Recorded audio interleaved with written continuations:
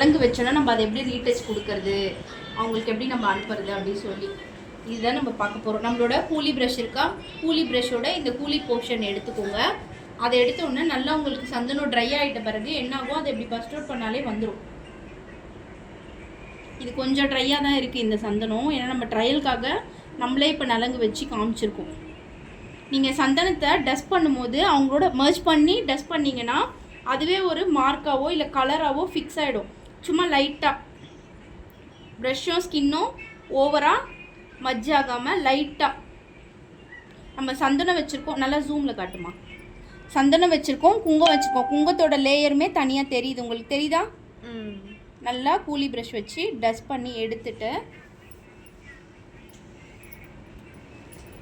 ஒரு powder brush வச்சு அந்த டஸ்ட்டை நல்லா டஸ்ட் பண்ணி எடுத்துடணும்.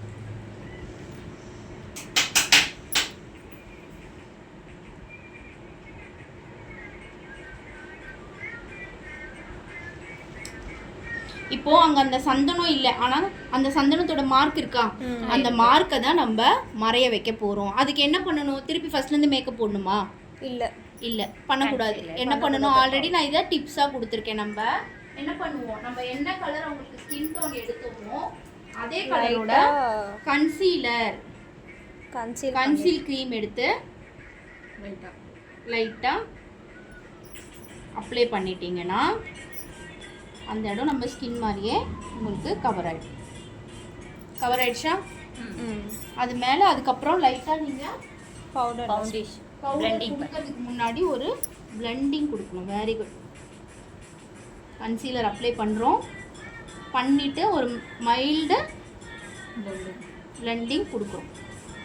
மார்க் எனக்கு தெரியுது அடி,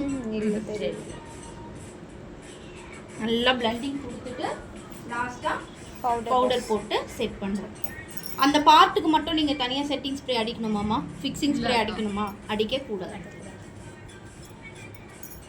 அவ்வளோதான், முடிஞ்சா?